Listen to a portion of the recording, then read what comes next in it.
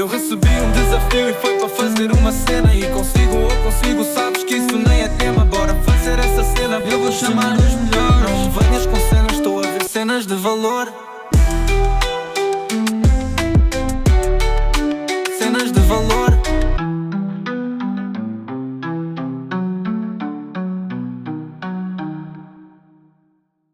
Bem-vindos a mais um podcast de Cenas de Valor. Hoje tenho aqui mais um convidado de valor. Este convidado, tal como todos os outros, eles são especiais. Mas este... Enfim, nem consigo bem olhar para ele, senão a emoção apodera-se de mim. O Pedro Pedras Coelho. O Pedro é meu sobrinho, meu afilhado, é meu amigo. É muito difícil falar dele, porque a emoção aqui fala mais alto. É uma pessoa que eu tenho um amor incondicional. Ainda assim, estás aqui porque, para além do sentimento bonito que nutro por ti, és uma pessoa de valor. E já vamos descobrir isso durante todo o episódio. Em primeiro lugar, quero-te dar os parabéns por teres terminado a tua licenciatura em Direito e seres hoje advogado estagiário. Estive bem nesta parte? Tiveste isso. Porquê?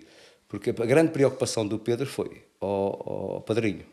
Posso falar assim? Claro que sim. Ao padrinho. Olha, que eu vou ao teu podcast, mas tens de dizer que eu sou advogado estagiário. Porque, como tu sabes, e bem, eu gosto das coisas certinhas, gosto das coisas transparentes e dentro da lei. Por isso é que escolhi Direito.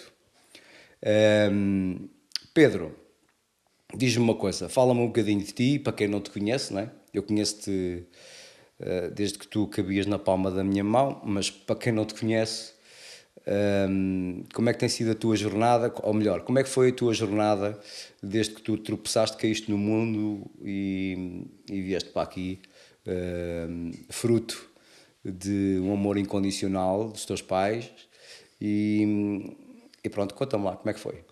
Ora bem, então eu comecei o meu percurso, fiz a minha vida inicial na Benedita, estudei, formei-me lá enquanto pessoa, depois decidi ingressar na faculdade, fruto um pouco também de olhar para casa e retirar alguma influência positiva do que os meus pais faziam e indiretamente isso acabou por me levar por este caminho. E acabei por seguir para a faculdade, fiz o meu percurso académico em Lisboa. Agora, recém percurso, teve os seus altos, teve os seus baixos, foi um pouco tudo, uma mistura de tudo. Mas tu fizeste muitas coisas durante a faculdade. Fiz, sim, o que é que senhora. tu fizeste? Conta-me lá. Porque é assim, tu foste uma das pessoas, que saboreou o espírito da faculdade, dos colegas, dos amigos, e estabeleceste ali uma vida muito ativa na faculdade. Eu gostava que tu me falasses um bocadinho sobre isso. É verdade, eu acho que sempre teve um pouco dentro de mim, de ter uma iniciativa cívica, um altruísmo, e acabei por envergar por esse caminho na faculdade. E eu na faculdade, às vezes até sobrepondo esse caminho um pouco ao que eu devia efetivamente seguir, acabei por fazer muitas outras coisas. Fui presidente da Associação Académica, fui vice-presidente do Conselho de Disciplina da Associação Desportiva de Ensino Superior de Lisboa, fui presidente do Conselho Fiscal também da Associação Académica e acabei por seguir um pouco o mundo associativo bastante. E foi aí também e penso que já lá vamos chegar, que acabou por se criar aqui um pouco uma veiazinha de política, de fazer um pouco mais sobre a sociedade, dar o meu contributo, digamos assim. Certo, então o que é que isso, o que é que essa experiência te acrescentou de valor, não é? A experiência de gerir a Associação Académica da Universidade de Lisboa. O que é que fazias, objetivamente? Enquanto presidente... Tinhas que idade, né, nessa altura? Nessa altura tinha 22. Com 22 anos, diz-me o que é que tu fizeste? Para além de aturar os professores. Exato, sim, foi um pouco... Acabou por ser o primeiro contacto que eu tive até com o mundo empresarial. As pessoas às vezes não têm noção, mas uma associação académica movimenta muito dinheiro. Uhum. E neste caso até a Associação Académica da Lusíada tínhamos uma pessoa dependente, tínhamos um funcionário. Isso traz responsabilidade. Responsabilidade. Ok, aos 22 anos começaste a sentir o peso da responsabilidade. Exatamente. A responsabilidade porque era preciso haver dinheiro, havia uma pessoa que dependia efetivamente da associação académica a que eu presidia, era preciso dar resposta aos estudantes, era preciso fazer todo um conjunto de coisas onde acabou por... que ficavam encarregues da minha pessoa e da minha equipa. Certo. E a juntar a isso tinha que gerir uma equipa também, que é uma equipa que está tudo lá sem receber, sem nada. Uma equipa que está completamente altruísta, que está a vivenciar também a faculdade. E como é que tu conseguiste motivar essas pessoas sem ter uma...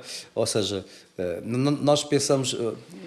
Ou seja, como é que tu conseguiste motivar essas pessoas para organizarem qualquer coisa que não sei o que é? Estou a falar contigo completamente a zero. Por isso é que te estou a perguntar. Objetivamente, ok, tu gerias o orçamento, calculo eu, gerias a equipa, e como é que conseguias motivar aquela equipa para corresponder às expectativas daquilo que era necessário ser feito?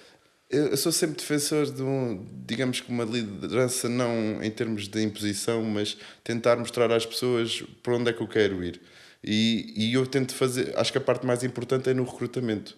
É no facto de conseguires chamar a atenção de pessoas que tenham a mesma visão que tu, tenham o mesmo objetivo comum contigo. As mesmas pessoas que podem estar lá nos momentos bons e nos momentos maus e que, se for preciso, ficam lá até mais tarde porque partilham da mesma visão em comum. Não fazem aquilo por interesse, não fazem aquilo por terem algo a ganhar, fazem porque têm os mesmos objetivos em comum contigo. E foi essa a preocupação que eu tive. E isso facilitou muito, digamos que, a liderança. Obviamente fiz coisas más, fiz coisas boas, obviamente houve falhas. Tudo é aprendizagem. Houve coisas que eu aprendi, houve coisas que não repetia, houve coisas que faria exatamente novamente, mas um bocadinho melhor. Mas penso que essa foi a grande chave, foi o recrutamento, foi ter conseguido convencer um grupo de pessoas que partilhava da mesma visão que eu. Isso facilitou depois a minha liderança, digamos assim. Ok, e qual é que foi o resultado disso? Penso que correu bem porque apanhámos a altura do Covid, foi uma altura muito difícil e conseguimos manter o barco e até pagar bastantes dívidas e acho que isso foi muito proveitoso. Pá, tu tens no teu sangue um lado empresarial, porque o meu pai, o teu avô, foi empresário, eu também sou, e portanto é natural que isso esteja também no teu ADN. E portanto não era preciso, se calhar, debruçar-te muito sobre o assunto para que os teus recursos genéticos e intrínsecos começassem a vir ao de cima.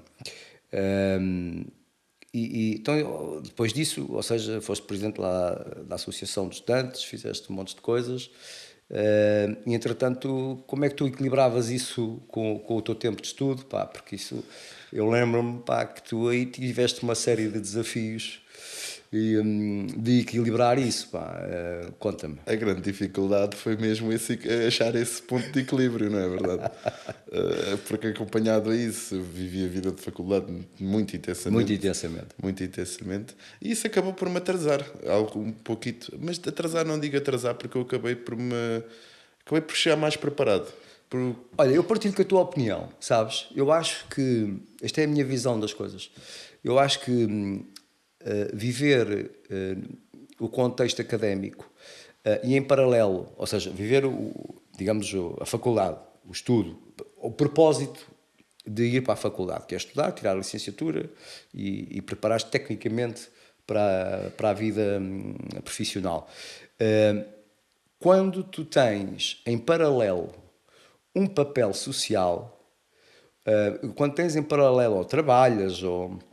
Neste caso, estavas envolvido na associação de estudantes. Eu acho que isso tudo acrescenta valor. E acho que aquilo que muitas vezes as pessoas pensam que foi um ano perdido por esses motivos, porque andaste envolvido em vários projetos, eu penso que isso acaba por fazer de ti um profissional muito mais preparado quando entras no mercado de trabalho. Esta é a minha visão. Porque hoje em dia... no ensino superior, grande parte dos docentes estão dentro daquele mundo universitário e do mundo da escola. E se calhar não têm um papel tão ativo no mundo pá, não tem um papel tão ativo na sociedade. Quando eu digo na sociedade, estou a falar nas empresas, estou a falar, se calhar, exercendo direito, não sei, pronto. Este é porque eu venho do desporto e no desporto é isto que acontece. Não sei se no direito isso acontece ou não, e se isto faz sentido para ti ou não. Faz bastante. Até acho que acaba por ser um dos grandes problemas que Portugal vai ter que resolver nos próximos anos. Vai ter que haver uma reforma do ensino, porque o ensino baseia-se muito na parte teórica e pouco na parte do saber fazer. Hoje em dia um aluno sai da faculdade completamente impreparado para entrar no mercado de trabalho. O fosse que há das capacidades que tu tens assim que acabas a faculdade e a disparidade que existe para a realidade do mercado de trabalho é enorme. Neste momento transitou-se um bocado a formação, digamos assim, a formação de uma pessoa, a formação que devia estar no ensino superior, transita-se para as empresas. E tu, certamente, como empresário que és, certamente aparecem N recém-licenciados da faculdade e tu tens que perder, se calhar, meses, às vezes anos, a formá-los. Tivemos que desenvolver um sistema de modelo. Nós temos um modelo interno de formação contínua para pegar nas skills que têm, que trazem com eles do ponto de vista teórico e estabelecer um enquadramento teórico-prático de acordo com a operativa da empresa para que eles fiquem preparados para poder operar. Claro. E, portanto, isso obriga-nos a um investimento muito grande, é um esforço muito grande na minha realidade que nós fazemos, que é, ok, nós recebemos os recém-licenciados, ou neste caso também existe um curso que é o curso TEF, que dá a cédula profissional, mas temos que os preparar para a operativa. Claro. E eles sabem, eles têm recursos técnicos, mas depois os recursos, a forma de fazer, a ação, o saber fazer, e muito bem, como estás a acabar de dizer, é muito limitado. E há aí um esforço muito grande. Concordo contigo. Eu senti isso. Na tua perspectiva, qual é que seria a solução? Seria uma reforma profunda do ensino. O ensino tem que ser mais assente em estágios, mais assente na parte prática, digamos assim, e não tanto na parte teórica. Na parte do estar sentado numa secretária, fazer um exame, e se eu decorei tudo na noite anterior, passo com distinção. Copy-paste, não é?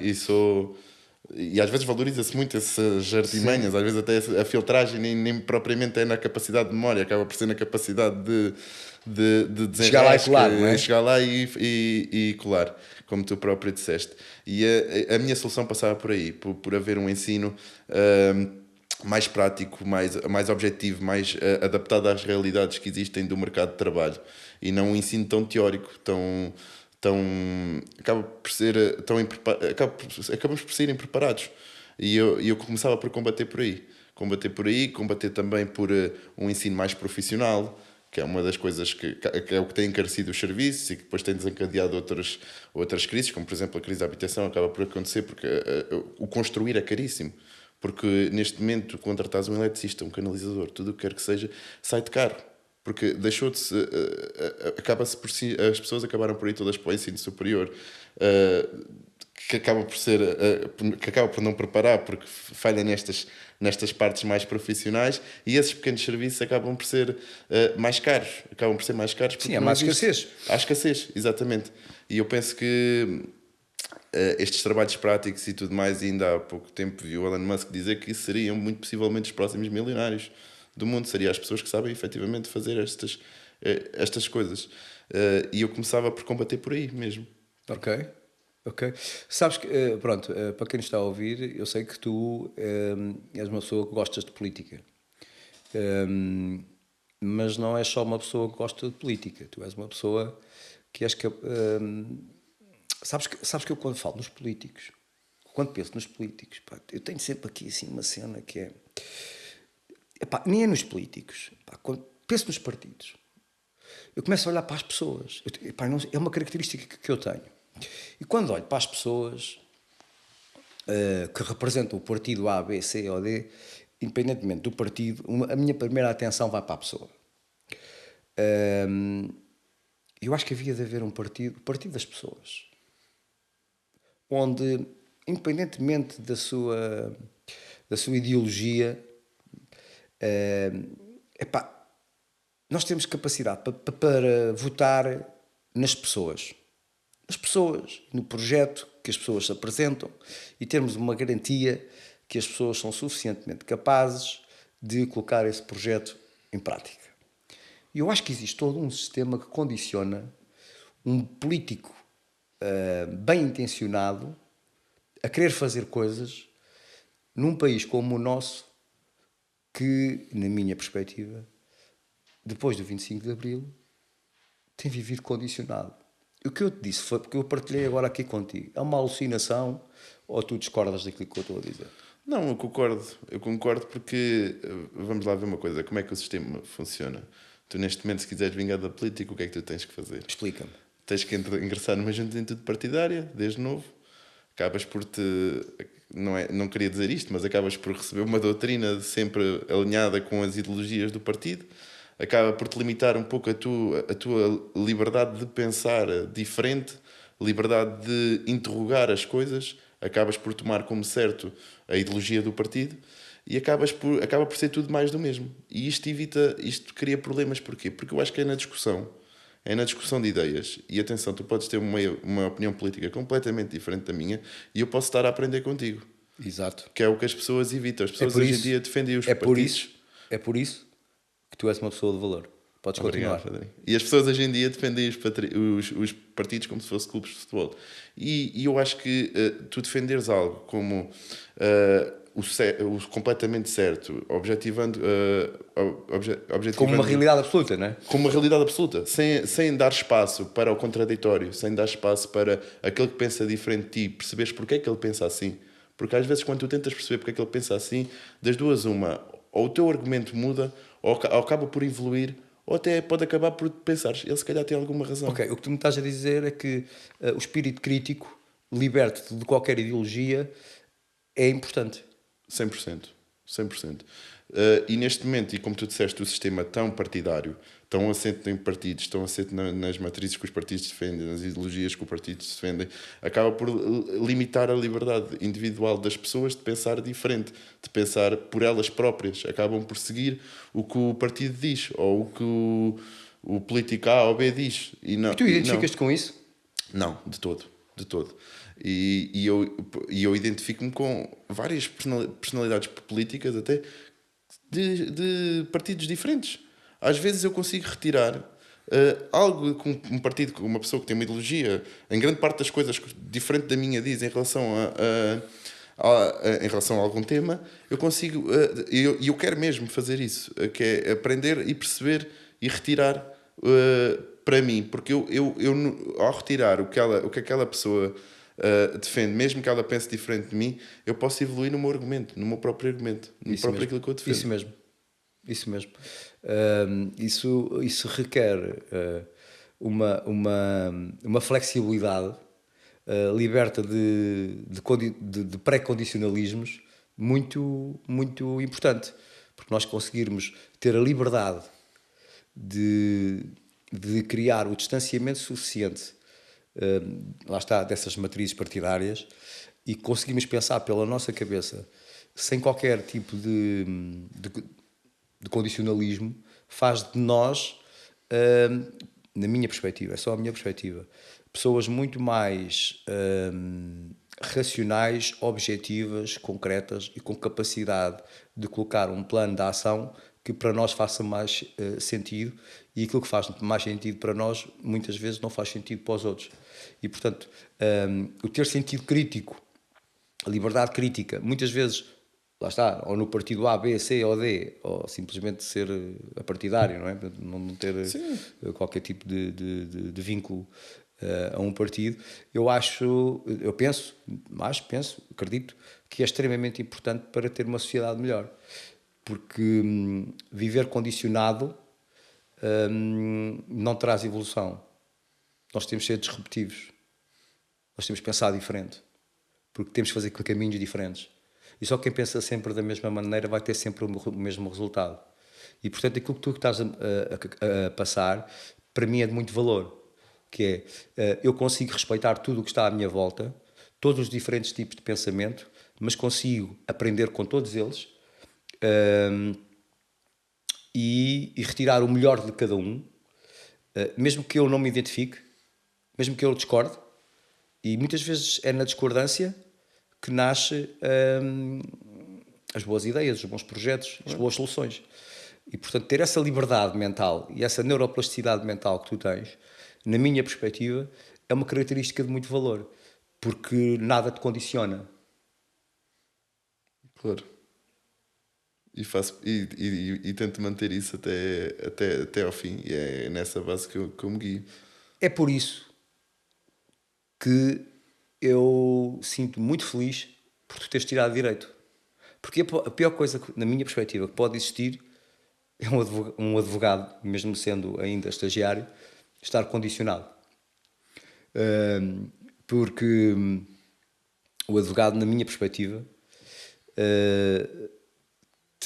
tem um papel fundamental na sociedade, em duas áreas. Agora, quer dizer, esta é a minha visão de um leigo, não é? Embora, quer dizer, na nossa família, pá, a tua mãe é advogada, o teu pai é advogado, tu és advogado. Pá, pronto, advogado, estagiário, tenho que pôr a coisa como deve de ser, porque ainda não fizeste o exame à ordem, mas vais fazer e vais ter muito sucesso, com certeza. E, portanto, não querendo estar a dispersar-me, mas o papel do advogado não pode ser visto só como aquela pessoa que resolve o problema. Tem que ser visto como a pessoa que evita o problema. E eu, como empresário, acho que, hoje em dia, constituir uma empresa sem ter um apoio jurídico que consiga, e ainda por cima em Portugal, que consiga fazer o enquadramento legal da empresa e que consiga ajudar o empresário a ter um enquadramento no produto ou serviço que a empresa tem, de forma a que esteja dentro da lei e que não corra riscos de cometer erros por desconhecimento, é uma grande mais-valia da vossa atividade, e eu sei que tu tens este mindset. Agora, claro que sim, o advogado também serve para resolver problemas, e tu és daquelas pessoas que para cada problema arranjas 3 a 4 soluções, e eu conheço-te desde pequeno, desde criança, brinquei contigo, joguei à bola contigo, e lembro-me sempre que tu foste uma pessoa, sempre, ao longo da tua vida, a encontrar sempre soluções para os problemas que te foram aparecendo. E por isso eu acho que se estás na profissão certa, dou-te os parabéns por isso, independentemente de seres meu sobrinho e meu afilhado, e estou-te a dizer isto com o distanciamento suficiente para manter a minha honestidade, que tu sabes que eu tanto preservo. Claro. Portanto, diz-me só, achas que o direito, neste espírito preventivo, no mundo das empresas, no mundo das decisões das pessoas, achas que isto faz sentido? Qual é a tua linha de pensamento? Qual é o teu posicionamento perante o direito, vou-lhe chamar direito preventivo, não é? E o direito reativo. Assim. Claro. Diz-me, fala-me um bocadinho sobre isso, se fizer sentido para ti. E a perspectiva que tu deste agora como empresário é exatamente aquilo que eu penso em relação ao direito. Penso que as pessoas acabam por ser um pouco um problema cultural também em Portugal, esse aspecto. As pessoas acabam só por se lembrar dos problemas quando eles aparecem. Isto vê-se em diversas áreas em Portugal, não só na parte de direito. E o direito é mais um advogado, e neste caso um acompanhamento jurídico constante, acaba por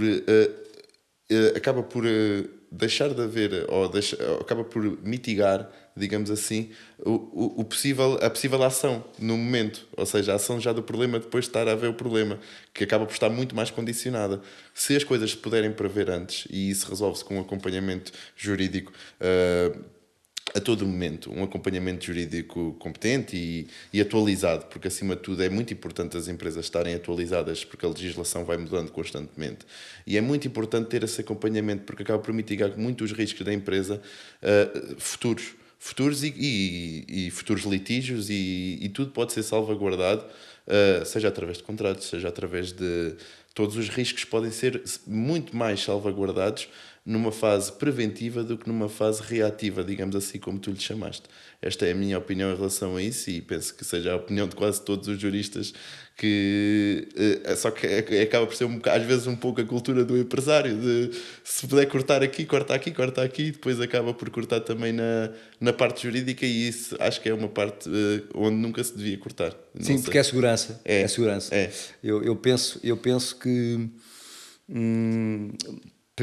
Penso isso mesmo, quer dizer, ter um bom suporte jurídico não significa que estejamos a planear fazer alguma coisa de errado, pelo contrário, é essencialmente para estar, para mitigar risco, não é? Sim. E portanto para não cair em erros que muitas vezes não sabemos, pronto, porque cada especialista na sua área, não é? Claro. Portanto, o empresário tem que fazer dinheiro, mas tem que fazer dinheiro limpo. E às vezes, sem querer, por desconhecimento E por coisas insignificantes. e coisas insignificantes, pá, pode ter grandes dissabores. Agora é o seguinte, tu neste momento tens uma vida no teu presente, não é? Tu tens talvez um desafio gigante todos os dias. Todos os dias. Pá, que eu acho que está a fazer de ti e faz de ti uma pessoa, mais uma vez, de grande valor. É pá, porque estar a trabalhar epá, com duas pessoas que são os teus pais. Epá, o teu pai, um advogado de sucesso, reconhecido na praça, enfim, escusa de haver apresentações, é uma pessoa de grande valor, pá, com uma carreira invejável, e a tua mãe, não é? A minha irmã, também uma pessoa de sucesso, também na vida profissional dela, pá, e tu cais ali no meio de dois advogados e cresceste no mundo das leis e do direito e da grande... Epá, eu vou... Cresceste no mundo da excelência, tá? Porque uma coisa é teres duas referências, epá, pronto, e são mais ou menos, não é? Outra coisa é quando tu tens duas referências, são excelentes. Epá, isso põe-te em ti uma pressão, na minha perspectiva, e uma responsabilidade que eu penso, e tenho a convicção que tu sabes lidar com ela. Porque... desde cedo, lá está, conheço-te e sei que quanto mais pressão te põe em cima, quanto mais responsabilidade te põe em cima, mais capacidades tu desenvolves para seres bem sucedido. Como é que tem sido esta experiência de ter dois pais exigentes, dois pais competentes e crescer no mundo das leis e agora que estás no mundo operacional, com certeza que terás também uma forma de pensar muitas vezes disruptiva perante a mesma situação, neste caso com os teus pais.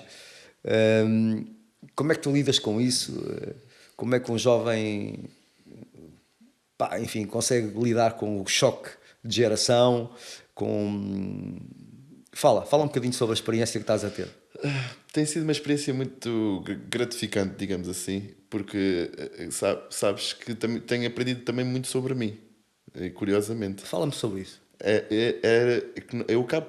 Nós quando saímos da faculdade, digamos assim, e quando entramos com esta juventude no mercado de trabalho, acabamos por entrar cheios de fogo, cheios de queremos mudar tudo, cheios de ideias novas, e às vezes acabamos por não ouvir uma parte fundamental para a nossa evolução, que é a experiência. Ou seja, eu não preciso de cometer os mesmos erros que o meu pai e que a minha mãe cometeram.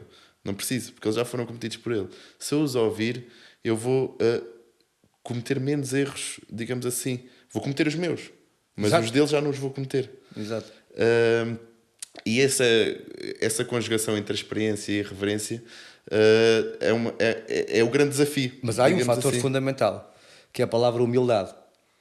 E teres a humildade para não te apoderares de ok, eu agora estou com a força toda, estou com a pica toda, e eu agora é que vou ser disruptivo e vou ficar surdo.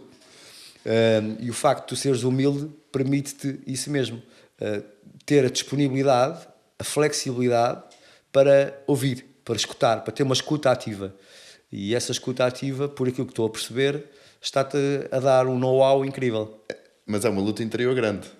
Conta lá, fala lá sobre isso. É uma luta interior grande porque está dentro de mim. Eu acabo por ser um pouco a mistura do meu pai e da minha mãe. Exato, é normal. O meu pai é uma pessoa super ponderada, super metódica, uma pessoa muito trabalhadora. A minha mãe, como tu conheces, uma pessoa muito mais disruptiva, muito mais bola para a frente, Isso. meia bola e força, e que também um pouco à semelhança daquilo que tu és. Acaba por ser um pouco a identidade de pedras, digamos assim. Exatamente.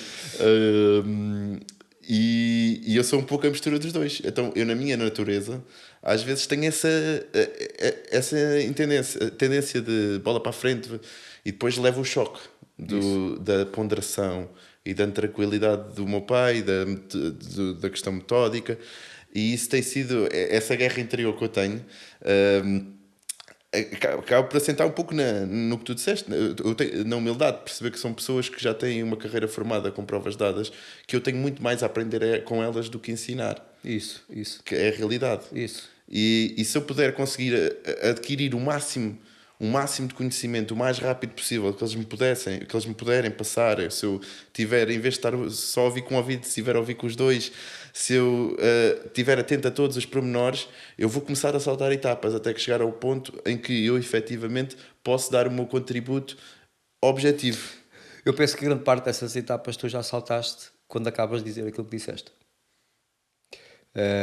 Ter a consciência daquilo que se tem que fazer para conseguir evoluir é ter uma consciência que o processo, ou seja, é ter o caminho com a flexibilidade necessária para conseguir ter um resultado de excelência. Eu aqui há dias em off falei com o teu pai e disse: então Pedro, como é que ele está a adaptar-se, não é? Sim. Pá, conversa normal. E o teu pai vira-se para mim, Adino, Pedro é uma grande máquina. Pá, aquilo te come. Porquê? Porque eu sei o grau de exigência que é o teu pai. Estás a ver, Pedro? E ouvir isto dele foi uau! Pá, fiquei super feliz e pronto, e acabo por partilhar aqui. Realmente encheu-me o coração, porque eu conheço a exigência do teu pai. É uma pessoa muito exigente, muito perfeccionista, muito, pronto. Enquanto a tua mãe também é muito disruptiva, mas tu também és. Sim. Daí também hoje teres um papel, penso eu, ativo, não teres medo de ter um papel ativo na política. Sim. Porque se calhar muitos jovens e teriam um bocadinho de receio. Eu sou advogado estagiário, existe às vezes sei lá, esta crença que eu tenho uma profissão e não vou ter um papel na sociedade como político porque estou com receio do julgamento, do escrutínio, porque é do partido A ou do partido B ou do partido C e se calhar isso vai prejudicar a minha carreira. Epá, tu és um gajo completamente destemido, completamente destemido. E eu valorizo isso em ti. Porque muitos dos jovens com a tua idade e a fazer a sua carreira neste caso como advogado, ainda sendo estagiário, estou-me a sair bem. Está perfeito. Isto foi a coisa que tu mais me pediste. Pronto. Epá, muita gente tinha medo e é importante ter coragem, ser disruptivo e ter coragem. E eu dou-te os parabéns por isso, porque tu neste momento tu consegues ter um papel ativo aqui no Conselho e consegues ser disruptivo na forma como pensas. És um indivíduo cheio de ideias, mas és dos indivíduos que têm ideias que são mensuráveis, que são realizáveis e que são medidas, que consegues tirar dali um resultado medido, não é um resultado subjetivo. Esta é a minha percepção daquilo que tu estás a fazer neste momento. Tu és um indivíduo que olhas para a política, ou melhor, estando a criar a tua profissão, não é? E tendo um papel ativo na política, aqui no Conselho, isto passou-te pela cabeça alguma vez de e tal, se calhar não vou porque as pessoas podem pensar A, B, C ou D e enfim, ou consideras-te mesmo também uma pessoa com coragem para dizer não, eu vou ser disruptivo e eu vou fazer e as pessoas vão me reconhecer o valor independentemente da minha sei lá, do partido em que estou inserido, por exemplo? Várias vezes, inclusive até em conversas com os meus pais, mesmo eles próprios até foram bastante reticentes pronto, à minha integração na vida política. Mas eu acho que, digamos assim, eu acho que tu estás a mais na política quando precisas mais da política que o que a política precisa de ti. Explica isso outra vez. Eu acho que tu estás a mais na política quando a política precisa mais de ti do que tu precisas da política. Repete só mais uma vez que é para os políticos ouvirem.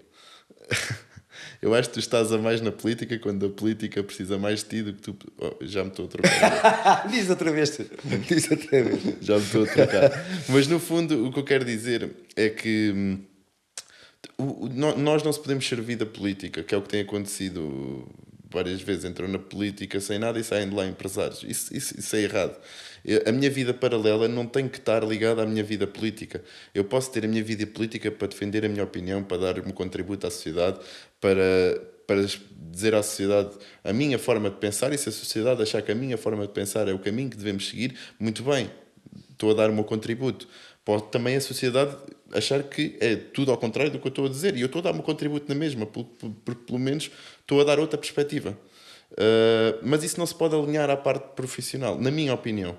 A minha parte profissional é a parte em que eu monetizo, em que eu ganho a minha subsistência, ou seja, é a parte onde que eu não posso ligar à vida política, nem a vida política pode estar ligada à minha parte profissional, e é isso que eu sempre defendo. E eu acho que acaba por haver tanta corrupção e tanta coisa nesse... Não querendo aqui entrar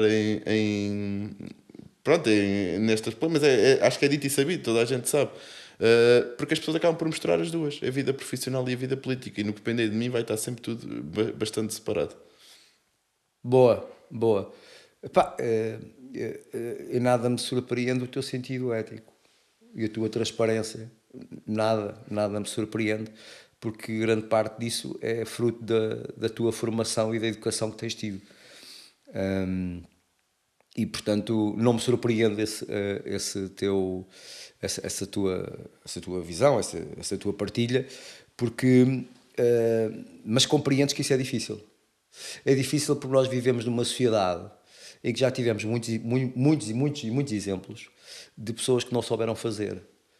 E eu acredito que pessoas disruptivas como tu, que carregam nos seus ombros o peso da responsabilidade de uma educação onde os pilares foram a transparência, o trabalho, a lealdade, a resiliência, a inovação, o facto de seres também disruptivo, a ambição, mas sempre com ecologia. E eu espero, sinceramente, que tu consigas continuar a ser um exemplo em fazer essa separação de áreas. Uma coisa és tu como profissional do direito, não é? Uma coisa és tu como advogado, ainda que estagiário. Outra coisa és tu como político. E eu acredito que os melhores políticos serão sempre aqueles que conseguem fazer essa separação e mantê-la bem clara. E quando os eleitores conseguirem perceber que aquela pessoa, não estou a falar de partido, mas que aquela pessoa é a pessoa que consegue fazer essa separação com muita transparência, provavelmente inicia-se uma nova percepção daquilo que é ser político. Não sei se concordas comigo ou não. Concordo contigo, a 100%. E até porque nós acabamos por afastar as pessoas da sociedade civil com muito valor, que podiam acrescentar muito valor ao nosso país se se integrassem na vida política. Acabamos a afastá-las da parte política, fruto disso mesmo que tu acabaste de dizer, da política ser acabar por se misturar com a vida profissional, acabar por isto, acabar por aquilo, e não verem a política como uma iniciativa cívica, uma iniciativa em prol da comunidade. Acabam por ver como uma iniciativa por tirar proveito e associada a uma má imagem que todas as pessoas querem evitar. E as pessoas já com provas dadas na sociedade civil acabam por o evitar fazer fruto para preservar a sua imagem. E isso, para mim, não podemos seguir por este caminho. Muito bem, Pedro. Continua assim. Eu agora quero falar contigo aqui um bocadinho. Nós vivemos aqui no Conselho, não é? No Conselho de Alcobaça. pá, tu és nascido e criado na Benedita, com um pé na Benedita, outro em Alfeizerão e Casal Pardo. Pá, olhando para a tua curta viagem ainda como político, agora vamos mudar aqui para a parte mais política, e virada aqui para o Conselho, se tivesses que fazer aqui uma pequena análise SWOT sobre aquilo que é o nosso Conselho hoje, se olhares para as fraquezas, para as oportunidades, para as forças, como é que tu olhas para o nosso Conselho? Assim, de uma forma, tipo a Pedro, imparcial, direto, objetivo, transparente, pá... Eu acho que os problemas do nosso conselho acabam por ser transversais a todos os conselhos que existem no país, digamos assim. E acabam por ser fruto também de mais políticas... Olha que se falar dos problemas vais ter que falar das soluções. Mais político... sem problema. Ok. Mais político... problemas mais... fruto de políticas nacionais do que propriamente de políticas locais, digamos assim. Mas as situações que eu vejo no meu conselho, vejo falta de mão de obra técnica, exatamente a mesma coisa. As empresas, e eu andei em campanha quando foi agora às autárquicas e era transversal, todas as empresas em dificuldade têm que contratar pessoas com mão de obra técnica. É impressionante a dificuldade que as empresas têm. Vejo que é difícil fixar, tem sido difícil fixar os jovens aqui no nosso concelho. Bastante difícil. Acabam por se deslocar ou para Lisboa ou muitos para fora, como temos o caso até do meu irmão. Sim. Porque não há solução para o teu irmão aqui. O teu irmão, o valor dele aqui, pá, era difícil. Claro. E daí ele ter tomado a decisão para os fazer fora. Mas há muitos jovens como eu e como muitos outros que não há nada que pague ficar aqui. E é das coisas mais bonitas que eu vejo e que vivi foi amigos meus que foram comigo para Lisboa e que estudaram comigo, a vontade que eles têm de regressar. E nós temos que dar condições aos jovens para regressar, porque é aqui que se sentem em casa. E o meu irmão não é diferente. O meu irmão foi para lá por necessidade, porque é aqui que ele se sente em casa. Claro que sim. Claro que sim. Faz 50 chamadas por aí. E é isso que nós temos que colmatar. Penso que uma das formas também, em termos de movimentação da nossa economia, seria fixar aqui uma instituição do ensino superior, porque em termos demográficos, efetivamente, Alcobaça tem um problema de envelhecimento e que se vai agravar cada vez mais. E tem um problema de densidade. Porque sim. Nós temos, lá está, temos 156 pessoas por quilómetro quadrado. Nós temos somos um concelho com pouca densidade populacional, quer dizer. E o nosso concelho é enorme. E o nosso concelho é gigante, é por isso mesmo. Ou seja, se nós fizermos o caminho de Benedita, Alcobaça, Pataias, dificilmente vamos ter mais do que 1 quilómetro sem uma casa. Sim. E, portanto, isto é um desafio, não é? Isto é um desafio. Claro que sim. E o nosso concelho é fascinante porque o nosso concelho tem tudo. Tem serra, tem mar. Isso. O nosso concelho acaba por... Então, sabendo desse potencial do nosso concelho, diz-me aí, ok, já me tocaste aí 2 ou 3 pontos, que é que tens plena consciência porque andaste no terreno, não é? Tens consciência daquilo que são as necessidades das empresas, as necessidades também dos jovens. Do ponto de vista operacional, não é? Tu não és um político igual aos outros. Tu, quando falas, tens uma solução. E, portanto, o teu diagnóstico, ou seja, olhar para as situações e perceber, olha, isto está errado, eu recolhi esta informação, não é? E agora para aqui tenho que arranjar uma solução. Começando pela primeira parte. Como é que tu achas que nós conseguíamos resolver esse problema de falta de mão de obra aqui para o concelho? Diz-me 1 ou 2 soluções que fossem execuíveis para o fazer. Através de parcerias com as escolas que já temos, fomentar mais os cursos profissionais, abrir mais cursos profissionais adequados às necessidades do nosso concelho. Ok. Então tu és apologista da personalização dos cursos profissionais em função das necessidades empresariais do concelho. Precisamente. Olha, interessante. Precisamente. Eu acho que isso está um bocadinho à toa. Ok, temos cursos profissionais, mas não sei se esses cursos estão direcionados ou não para as necessidades daquilo que temos no nosso concelho. Bem visto, olha, boa. Eu, neste aspecto aqui é o que defendo. Penso que devemos adaptar os cursos à necessidade que temos, às necessidades que temos. Não vale a pena criarmos cursos e gastarmos, fazermos investimentos. Não vale a pena ter aqui um curso de arqueologia ou de filosofia quando não temos aqui capacidade de absorver estas pessoas. Faz todo sentido aquilo que disseste. Estou 100% contigo. Criar também polos técnicos mais específicos até. possivelmente o Conselho não tem estrutura para criar muitos, mas possivelmente 2 polos, se calhar ali mais centrados em Benedito e Pataias, como as duas grandes potências industriais do Conselho. Se calhar criar ali 2 polos técnicos adaptados à indústria de Pataias, um polo com máquinas, com maquinaria, para as pessoas que lá cheguem tirarem efetivamente um curso profissional. E de serem atraídas, sabes? Porque se calhar muitos jovens dizem, eu não quero ir para a faculdade, mas não sabem o que é que querem.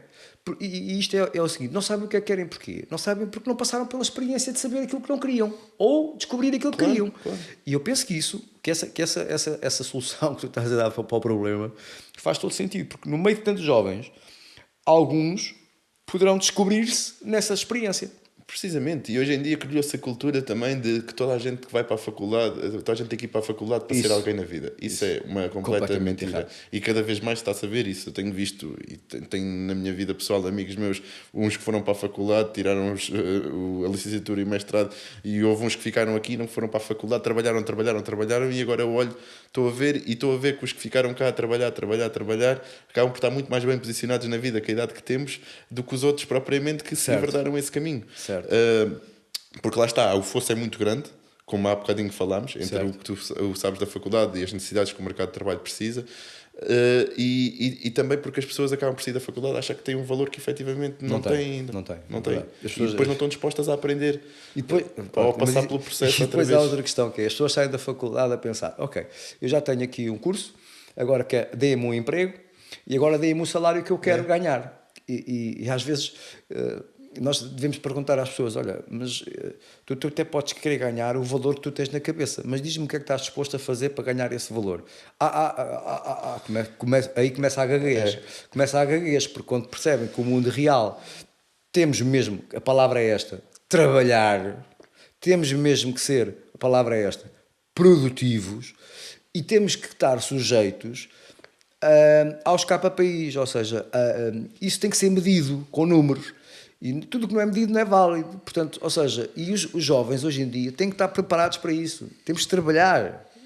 Temos que trabalhar e temos que medir o que é que produzimos. E depois, só depois de fazer esta equação, é que podemos pensar no que é que vamos ganhar. Nós temos, por exemplo, empresas que estão altamente preparadas para este processo. Nós, como grupo de Dinos, temos esta estratégia. As pessoas, quando vêm pedir um aumento, das duas uma, ou porque estão desfaçadas completamente da realidade, ou porque não estão suficientemente esclarecidas da nossa parte como é que podem vir ganhar mais. Porque nós, por exemplo, temos um modelo das 3 caixas, eu chamo-lhe o modelo das 3 caixas, que é a caixa financeira e depois a caixa da carreira profissional, não é? E a caixa financeira, nós colocamos 5 e 5 anos. E temos pessoas aqui que ou seja, imagine, ao fim de 5 anos já estão na 3ª caixa que demorariam 15. Porquê? Porque estão comprometidos com os KPIs, ou seja, com o modelo de avaliação ou de desempenho que nós temos. Os próprios números dizem quanto é que ela tem que ganhar. Mas para isso tem que trabalhar, Pedro. A malta tem que trabalhar, claro. Tem que estar comprometida com o trabalho. E esse comprometimento é um valor escasso. E é importante, jovens como tu, com papel ativo na sociedade, incutir isto aos jovens e passar esta mensagem, porque as pessoas olham para mim, este tem que trabalhar, mas eu tive de trabalhar. Eu e muitos que estão na mesma posição que eu tivemos que trabalhar, porque aquela velha máxima, o trabalho dá sempre frutos, dá sempre frutos, sempre. É sempre aprendizagem. E ainda voltando aos cursos profissionais,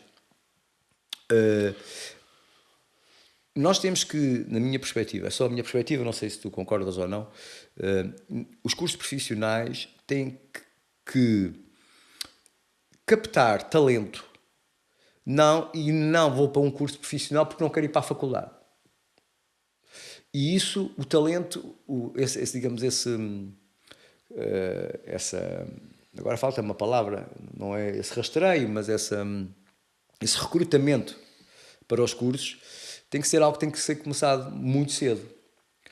Refiro-me, quando eu digo muito cedo, temos que começar a perceber, e eu não sei se as escolas fazem isso, agora estou a falar em desconhecimento completo, que é percebermos aquele aluno, o aluno A, qual foi o seu desempenho ao longo dos anos e em que área, e não chegar ao 9º ano ou ao 10º ano, ou, neste caso ao 9º ano, e dizer, vamos ali à psicóloga e tu fazes uma bateria de testes e tu tens características para isto e para aquilo. Não, porque às vezes ele até pode ter do ponto de vista dessas mesmas baterias, de testes, pode dar um resultado A, mas a verdade é que aquilo que ele gosta é B. E aquilo que ele gosta é B foi manifestado ao longo do histórico escolar dele. Claro. E há que resgatar isso e, se calhar, até aí passar para um curso profissional onde realmente existe a capacidade de acolher e maximizar esse potencial que, se calhar, está lá. Curiosamente, isso que tu estás a dizer, eu concordo a 100%. Até um pouco acaba por assemelhar a metodologia que estás a aplicar à metodologia que se utiliza no desporto, não é? Nem mais. Que é o projeto a longo prazo. A longo prazo. Que eu acho que faz todo o sentido. E hoje em dia também um pequeno pormenor é que as baterias de teste estão talhadas para tu ingressares no ensino superior. Tu fazes os testes ainda bem que estou a dizer isso e não eu. É que tu fazes os testes psicotécnicos numa perspectiva de ingressar. Que curso é que tu queres tirar? Não é o que é que tu tens jeito para fazer, ou o que é que tu tens aptidão para fazer. O que é que queres fazer? Ou o que é que queres fazer. E pode não ser ir para a faculdade. Claro.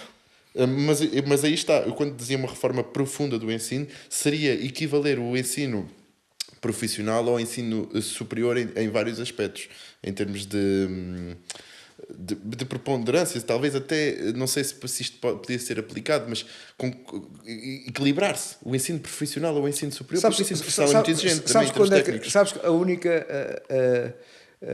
há um contexto em que isso é completamente equilibrado. Sabes quando é que é? No mercado de trabalho. Não. É quando tu estás em casa e de repente ficas sem água, não sabes porquê, e precisas de um canalizador. E aí é que tu dizes assim, epá, eu preciso de uma pessoa que não seja licenciado, mas que me venha aqui resolver o problema. Aquela pessoa, naquele momento, vale mais do que 5 anos na faculdade, ou 6. Mas nós vivemos numa cultura em que o estatuto, não é? O ter não sei quantos cursos, o mestrado, o doutorado... Atenção, repara, eu sou completamente apologista da ciência. Acho que nós devemos, claro que sim, embora seja um processo lento, mas devemos continuar a investir na ciência e a ciência é importante.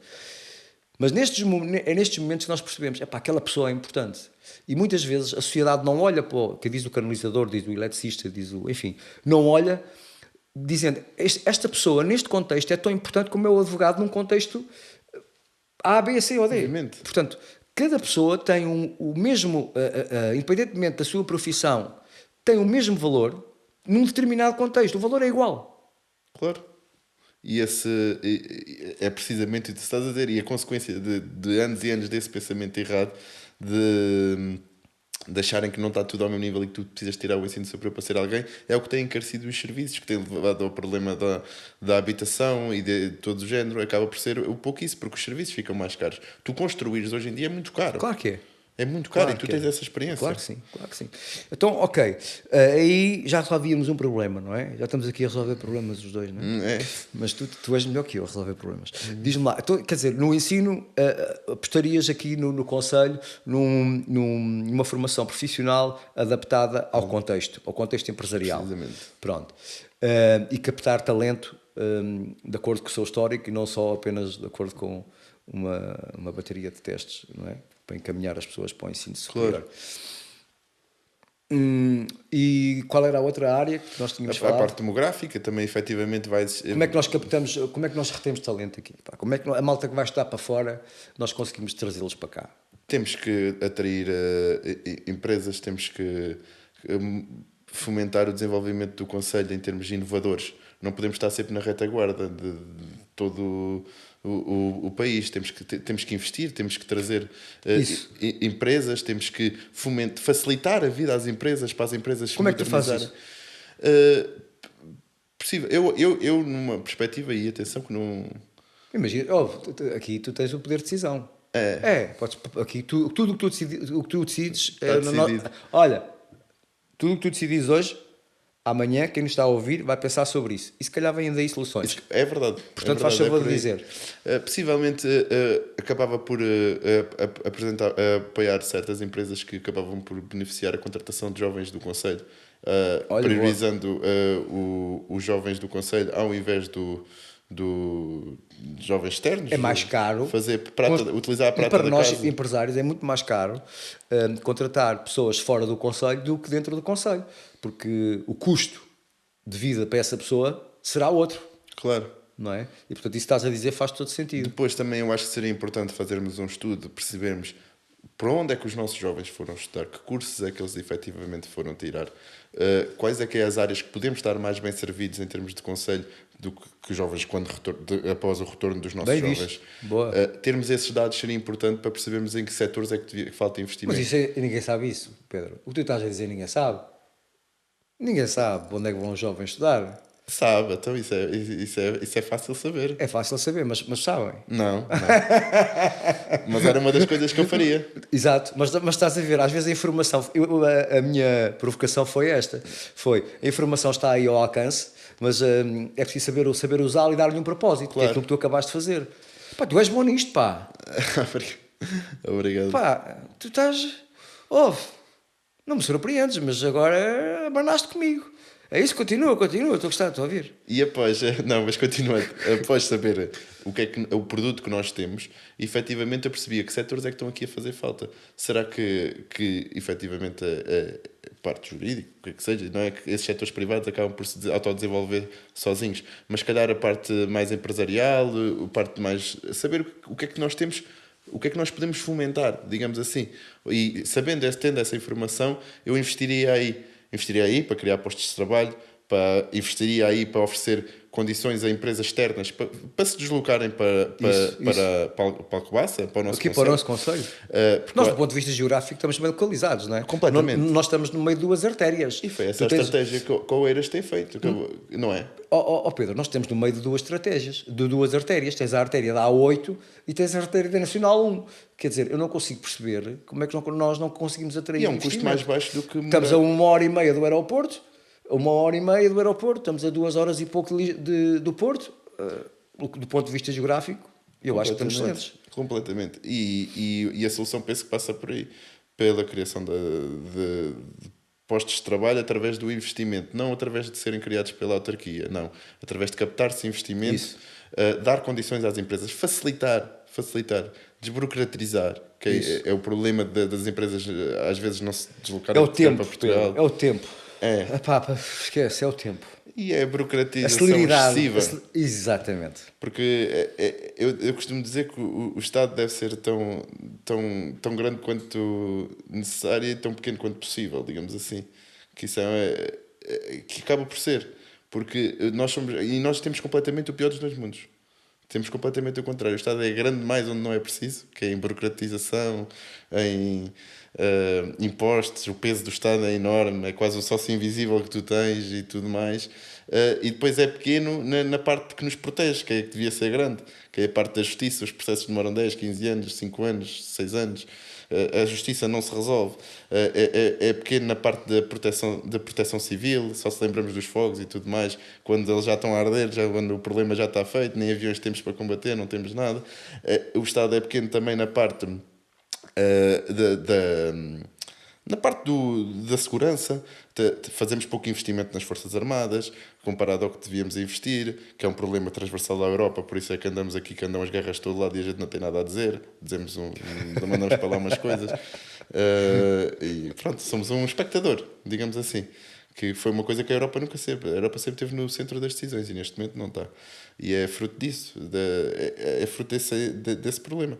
E acabamos por ser pequenos também, pronto, controle da imigração, controle de tudo. Aí somos pequenos em tudo. Só somos grandes no que dói, no que custa, no que sai do bolso do contribuinte. Ok, Pedro, muito bem. Então, e diz-me uma coisa. Em relação... fala-se há muitos anos, aqui no nosso concelho, é importante trazer para cá um polo do ensino superior, porque vai atrair mais jovens aqui para a região, e acaba por mexer sempre com a economia. mas o que é que tu achas que tem acontecido nestes últimos anos, numa perspectiva, ou seja, numa perspectiva de uns olhos frescos, irreverentes, competentes e capazes de fazer alguma coisa não, capaz de fazer alguma coisa de valor.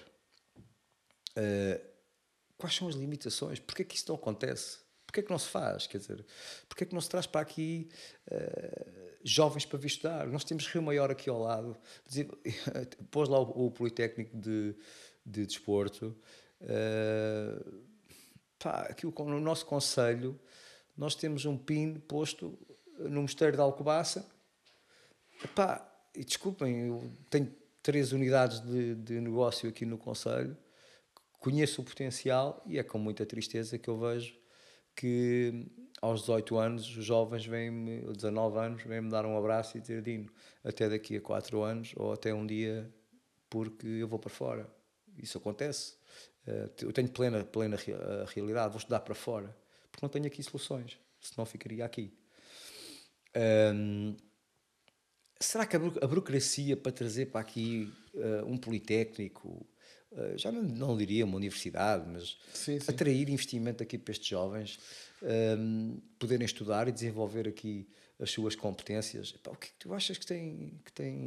Porque nós aqui no concelho temos bom tecido empresarial, temos um mosteiro, mas não temos assim. Temos gente muito boa, Sim. que sai daqui e tem sucesso em qualquer parte do globo, mas não estudam aqui. Eu confesso que eu, na minha perspectiva, e atenção que eu não sou a voz da razão e acabo por... Não és a voz da razão, mas és uma voz. Mas eu, na minha perspectiva, eu não consigo perceber porque é que isso ainda não aconteceu.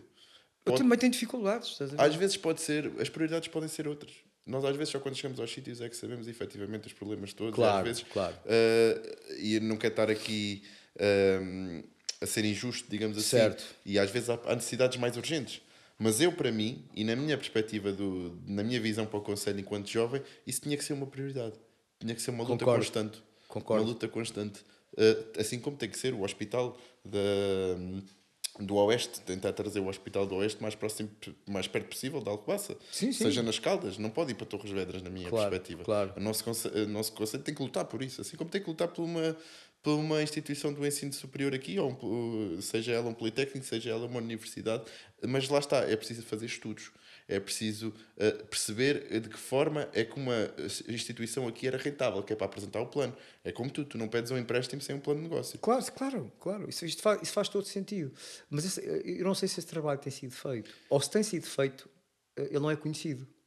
Pois. Eu não conheço. Eu também não. Se tem sido feito, não tem sido passado ao cidadão comum, como eu, que eu também só ingressei na vida política eu agora. não sei quantos jovens do Conselho saem daqui para a faculdade, não é? Mas se tivéssemos aqui um ensino superior, muitos deles ficariam por aqui. Nós vemos Leiria, está aqui ao lado, ok, a Leiria capital distrito, pronto, é outra realidade, mas ainda assim, grande parte dos jovens de Leiria acabam por ficar em Leiria e fazer o seu percurso académico até ao fim. Nós aqui vimos pessoas a desaparecer completamente. Eu tenho jovens que fazem, frequentam os nossos clubes e que é isto que dizia há pouco, eles chegam aos 18, 19 anos e dizem: tchau, Dino, até daqui a 5 anos e logo se vê se venho para cá. E eu digo: espera, mas isto está a desvalorizar um bocadinho aquilo que é o nosso concelho, quer dizer, as pessoas de valor, os jovens com energia que querem fazer coisas, e esses recursos que eles vão ganhando ao longo da vida deveriam ser investidos, ou melhor, reinvestidos aqui, porque também fomos nós que investimos neles. E sim, faz falta. Agora, se é falta de conhecimento ou se a questão da questão da rentabilidade, eu tenho sempre uma perspectiva. Sabes qual é? Tudo é rentável. E como é que tu dizes? Tu podes pensar que tudo é rentável? Como assim? Sim. Tudo, mesmo tudo, é rentável. Se tu souberes jogar com a escala. Claro. Não há escala para 10 mil alunos. Para quantos alunos é que há escala? Então fazemos com pouca escala. Claro que sim, claro. Não é? Quer dizer... E até atrair alunos de fora, de outros concelhos, que acabariam por se fixar em Alcobaça. Exatamente, mas lá está, quando dizem, isso não é viável, epá, desculpa lá, mas isso é a mesma coisa que Com base em que é que dizem isso? estarem-me a colocar aqui ao rótulo, pá, és um grande burro, porque, entendes? Porque, pá, não é rentável, depende da escala, tudo é rentável, desde que nós consigamos fazer à escala. Pá, nós vendermos uma carica, eu só consigo produzir uma carica, está bem, mas há um esforço, há um investimento e essa carica tem que dar a sua rentabilidade. Pá, o número de caricas que vendes por ano, depois lá está, tem que ser estudado. Mas tudo é rentável. Agora, o que muitas vezes eu penso que acontece é que há um custo, e muitas vezes o custo não é financeiro, é um custo de, agora falta uma palavra, de energia, não é? Para que as coisas se façam à escala do concelho, não é? E, portanto, as coisas só conseguem tornarem-se interessantes não é só quando ganham grandes escalas. Há coisas muito interessantes em pequena escala. Há negócios muito interessantes em pequena escala. E eu acho que o ensino, se nós olharmos para ele desta forma, epá, não dá para uma escala de uma universidade com 10 mil alunos, que volto-me a repetir, epá, mas se calhar há com 500, ou vamos começar com pouco. E eu penso que este redimensionamento, ou redimensionar a escala, é um bom kickstart. Começar com pouco, temos pouco, embora e vai-se trabalhando às medidas e vamos de necessidade. trabalhando. É isso que eu defendo também. Pedro, nós temos conversa aqui para... Eu tenho que partilhar aqui uma coisa contigo. Pá, eu acho que tu tens o perfil, um perfil muito interessante para ser bem sucedido nessas duas áreas, seja na área como advogado, seja como político, porque tu deixaste aqui bem claro que a tua profissão como advogado em nada se cruza com o teu dever cívico. E portanto eu dou-te os parabéns por teres deixado isso aqui bem marcado, e isso faz de ti uma pessoa, lá está, diferente. Foi uma honra ter-te aqui. Pá, mas ainda assim, aquela cena, há uma pergunta que eu faço a toda a gente, e tu não, embora sejas uma pessoa especial para mim, embora eu consiga nutrir muito amor por ti, muita admiração por ti, porque tu conquistaste isso. Porque se há coisas que tu sabes que eu tenho, eu não dou um elogio que não seja merecido.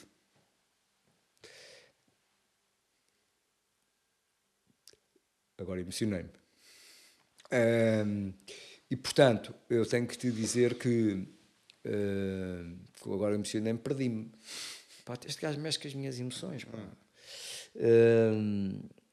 Pronto, mas voltando à razão, ou seja, tu tens essas duas características que eu te reconheço. Mas é importante que tu consigas ter uma visão de ti próprio, independentemente da minha. Se eu te perguntar qual é a tua maior cena de valor, qual é que seria a tua resposta? Antes de mais, obrigado pelas tuas palavras, Padrinho. Obrigado por me teres convidado para estar aqui. Tantos convidados aqui de valor que tu já aqui trouxeste. É um orgulho para mim teres-me dado aqui a oportunidade de me expressar aqui, de dizer as coisas que penso e tudo mais. Portanto, agradeço-te muito por isso do fundo do coração. Tudo o que disseste é mútuo e sentido. Em relação à minha cena de valor, penso que a minha maior cena de valor é a minha capacidade de observação. Eu sou uma pessoa que observa muito. Sou uma pessoa que tenta aprender na mais pequena coisa. Eu tento aproveitar para retirar conhecimento. E acho que a longo prazo, eu de tanto observar, de tanto conhecimento que vou retirar, efetivamente terei cada vez mais valor. Ok. Então a tua maior cena de valor é observar para aprender de forma a gerar valor. Exatamente. Resumi bem? Exatamente. Ok. Tiraste umas palavras, também fiquei um pouco... É normal, toda a gente passa aí. Quando eu faço esta pergunta, independentemente, ficam todos, epá, a minha maior cena de valor, pronto, eu já percebi a tua capacidade de observação, e de aprender com isso, aprender com as experiências e usar essa aprendizagem para aportar valor a ti próprio e aos outros. Claro que sim. É isto? É sim, senhor. Ok. Quero que saibas que também concordo contigo, também acrescentas valor à minha vida e foi uma honra estar aqui contigo. Obrigado por teres vindo, Pedro. Eu recebi um desafio e foi para fazer uma cena. E consigo, sabes que isso nem é tema. Bora fazer essa cena, eu vou chamar os melhores. Não venhas com cenas, estou a ver cenas de valor.